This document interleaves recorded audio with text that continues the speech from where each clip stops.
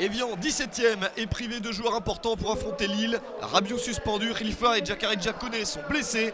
Les Lillois 10e doivent évoluer sans Beria, absent de dernière minute blessé à l'échauffement. Digne, Gay et Mendes ne sont pas là. Bonnard et Rosenal sont titularisés. Rosenal, milieu de terrain défensif. Lui, l'habituel défenseur central. Les Lillois qui vont un petit peu mieux depuis quelques matchs.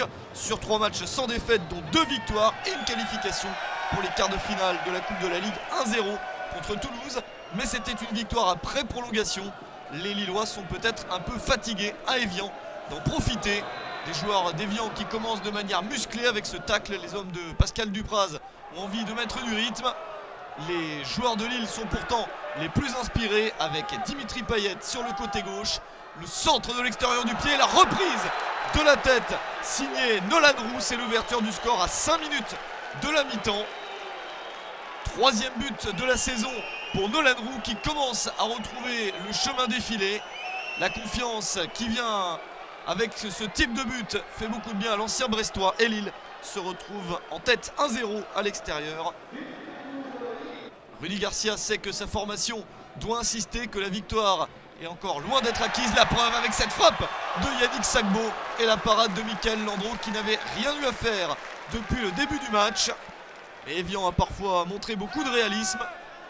Des joueurs d'Evian qui n'ont pas joué depuis 2 semaines après le report du dernier match à Sochaux à cause de la neige. Evian Tonon-Gaillard reste donc sur une défaite 4-0 sur ce même terrain contre Toulouse. Des joueurs d'Evian qui essayent d'insister, mais à la mi-temps, ils se retrouvent menés 1-0 par Lille. Cédric Barbosa demande à tout le monde de se calmer. Il va falloir être vigilant, mais la possibilité peut-être de revenir au score. Des changements dans ce match avec Angoula qui remplace Jonathan Mensah pour débuter la seconde période. La défense d'Evian Tonon-Gaillard apparaît bien différente. Mensah a été en grande difficulté. Benoît Pedretti a lui remplacé Marco Baccia, blessé. La défense lilloise, elle perd ses éléments 1 à 1, beaucoup de blessures. Et Rudy Garcia qui peut peut-être s'inquiéter. D'autant plus qu'Evian Tonon-Gaillard se procure des occasions avec cette reprise. Et la parade de Mickaël Landreau, c'est la meilleure occasion du match pour l'équipe d'Evian et pour Sagbo, le joueur ivoirien qui ne réussit pas à marquer le but de l'égalisation.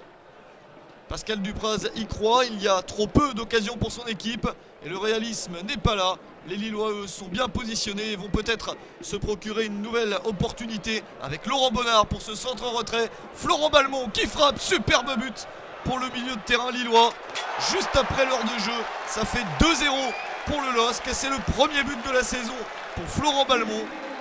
Jolie passe décisive pour Bonnard, titularisé in extremis après la blessure de Beria à l'échauffement. Un Bonnard utile, efficace, Balmont l'est tout autant. Et Lille se dirige vers un joli succès. Il ne reste plus beaucoup de chance à Evian Tonon-Gaillard pour faire un résultat. Une dernière opportunité pour réduire l'écart peut-être. Sidney Govou entré sur le terrain est dégoûté car c'est trop tard. Son équipe ne peut revenir. Victoire finale de Lille 2-0 sur la pelouse d'Evian Tonon-Gaillard.